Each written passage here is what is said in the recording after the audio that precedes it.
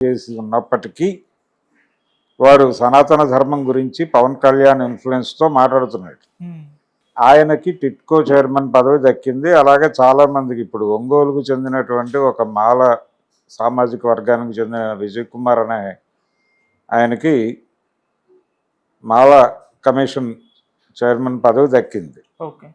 ఇలా జనసేనకి ప్రామినెన్స్ లభించింది. అలాగే బీజేపీకి చెందినటువంటి కొందరికి కూడా ఈ పదవులు వరించినాయి. మిగిలిన తెలుగుదేశం పార్టీ వాళ్ళు ఎలాగూ ఉన్నారు.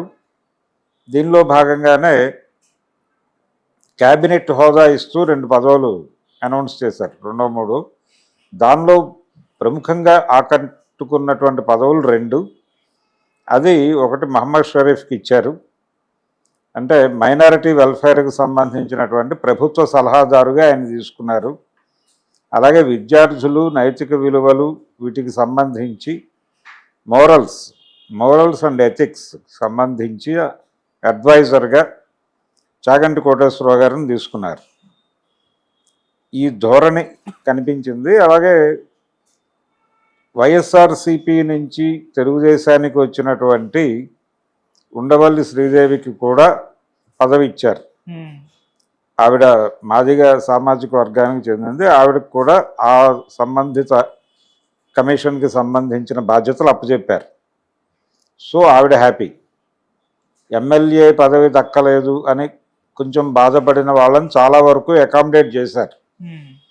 కానీ ఎమ్మెల్యే పదవి కోసం ఆశగా ఎదురు చూసి అక్కడ ఆశాభంగం కలిగి ఆ తర్వాత ఇంకొక ఏరియాలో ఎక్కడో తనకి ప్రాధాన్యత లభిస్తుంది అని ఎదురు చూస్తూ ఆ ఎదురు చూపులుగానే మిగిలిపోయినటువంటి ఒక వ్యక్తి అమరావతి బహుజన్ జేఏసీకి చెందినటువంటి బాలకోటయ్య.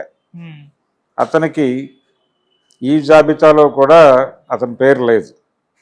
లేకపోవడంతో కొంచెం అంటే పార్టీ కష్టకాలంలో ఉన్నప్పుడు, పర్టికులర్గా చంద్రబాబు అరెస్ట్ అయినప్పుడు రాష్ట్రంలో ఏ నాయకుడు గొంతెత్తని సమయంలో కేవలం చంద్రబాబు నాయుడు గారి బంధుమిత్రులు ఆంతరంగికులు మాత్రమే మాట్లాడినటువంటి ఒక ప్రత్యేక సందర్భం అది.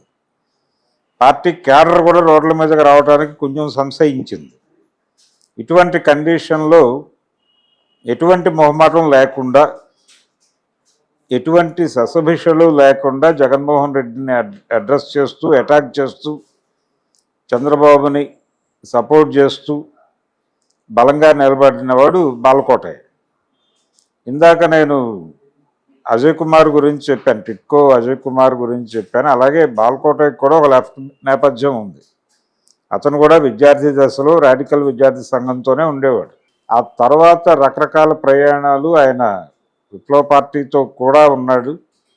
అంతిమంగా ఆయన ఈ అధికార రాజకీయాల వైపు మళ్ళీ తెలుగుదేశం పార్టీతో సన్నిహితంగా ఉంటూ వస్తున్నాడు చాలా కాలంగా.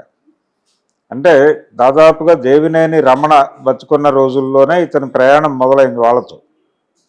ఆ తర్వాత ఉమా మీదుగా కొనసాగింది. తర్వాత తను స్వయంగా ఈ అమరావతి బహుజన జేఏసీ వేదికగా చాలా కష్టపడ్డాడు. అయితే ఇక్కడ ఒక సాంకేతిక సమస్య ఉంది బాలకోటయ్యతో. అతను తెలుగుదేశం పార్టీ సభ్యుడు కాదు, తెలుగుదేశం పార్టీ లోపల లేడు. ఆయన తెలుగుదేశం పార్టీలో లేడు, కానీ తెలుగుదేశం పార్టీతో ఉన్నాడు.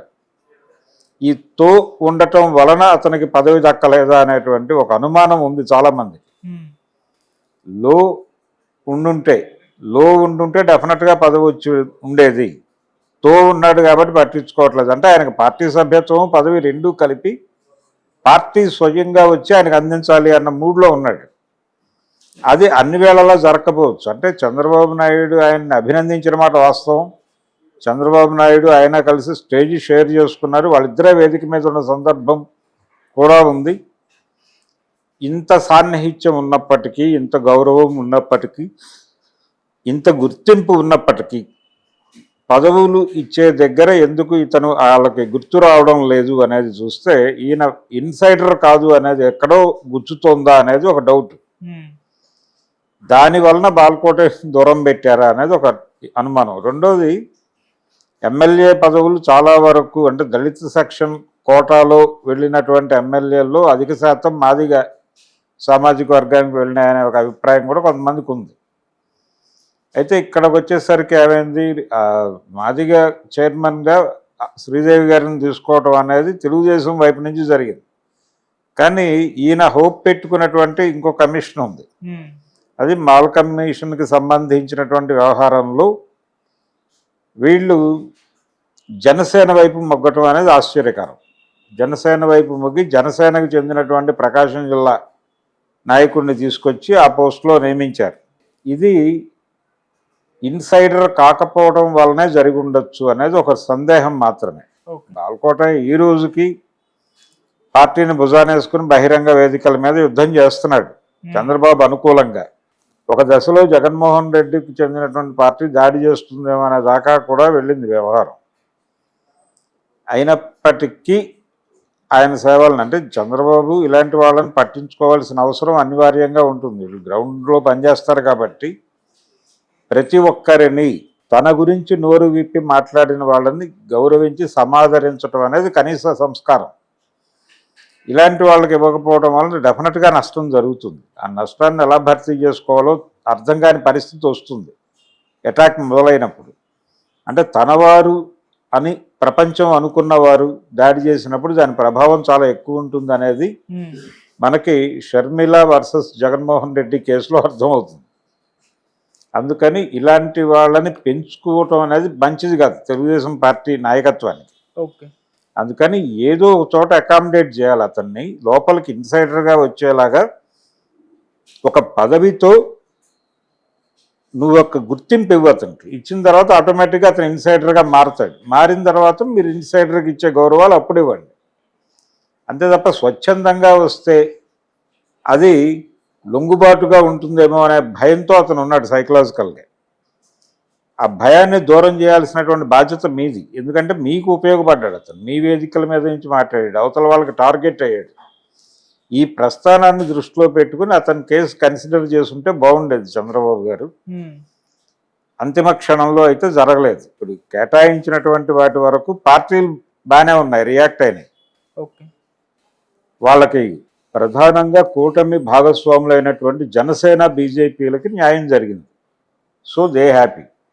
క్యాబినెట్ హోదా ఇచ్చినటువంటి చాగంటి కోటేశ్వరరావు గారు కూడా అటు మనిషే, వారు కూడా రైటిస్టే కాబట్టి వాళ్ళు ఇంకా హ్యాపీ. మైనారిటీ ఎలాగో ఇవ్వాలి కాబట్టి ఇచ్చారు ఆయనకి, షరీఫ్కి, మహమ్మద్ షరీఫ్కి. ఇది టోటల్గా నామినేటెడ్ పదవుల పర్వం అయితే ముగిసింది ఏపీలో. ఇది కొంతమందికి పండగగా జరిగింది, కొంతమందికి ఇబ్బందికరంగా జరిగింది. ఆ ఇబ్బందిగా జరిగినటువంటి కేటగిరీలో ఇప్పుడు బాల్కోట ప్రముఖంగా ఉన్నాడు. చూద్దాం భవిష్యత్తులో ఇంకేదైనా పద్ధతిలో వాళ్ళు ఏదైనా న్యాయం చేస్తారేమో చూడాలి. ఈయన కూడా ఆత్మపరిశీలన చేసుకోవాలి. ఇన్సైడర్ అయితే గౌరవం పెరుగుతుందేమో ఆలోచించడం మంచిది. ఇన్సైడర్ కావటం అంటే బయట ఇమేజ్ దెబ్బతింటుంది అనేటువంటి ఒక భ్రమలో ఉన్నాడు ఆయన, భయంలో ఉన్నాడు. దాన్ని పటాపంచలు చేయాలి. చేసి ఇన్సైడర్గా మారితే ఉండే ప్రయోజనాలు ఏంటనేది సీనియర్స్తో